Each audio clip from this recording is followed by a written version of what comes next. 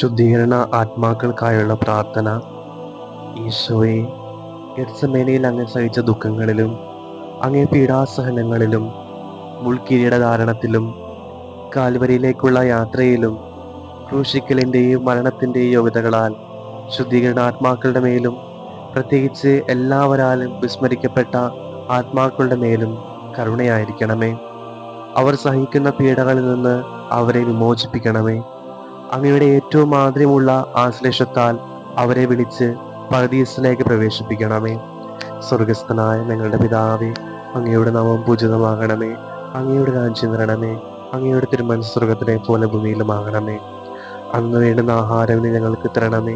ഞങ്ങളോട് തെറ്റ് ചെയ്യുന്നവരോട് ഞങ്ങൾ ക്ഷമിക്കുന്ന പോലെ ഞങ്ങളുടെ തെറ്റുകൾ ഞങ്ങളോടും ക്ഷമിക്കണമേ.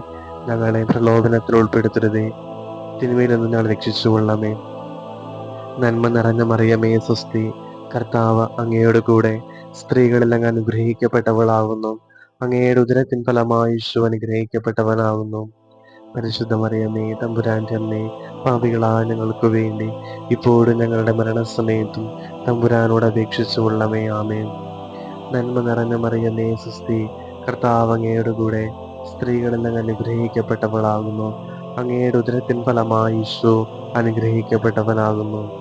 പരിശുദ്ധ മറിയമേ, തമ്പുരാന്റെ അമ്മേ, പാപികളായ ഞങ്ങൾക്ക് വേണ്ടി ഇപ്പോഴും ഞങ്ങളുടെ മരണസമയത്തും തമ്പുരാനോട് അപേക്ഷിച്ചുകൊള്ളണമേ. ആമേൻ. നന്മ നിറഞ്ഞ മറിയമേ സ്വസ്തി, കർത്താവ് അങ്ങയുടെ കൂടെ സ്ത്രീകളെല്ലാം അനുഗ്രഹിക്കപ്പെട്ടവളാകുന്നു. അങ്ങയുടെ ഉദരത്തിൻ ഫലമായി ഈശോ അനുഗ്രഹിക്കപ്പെട്ടവനാകുന്നു.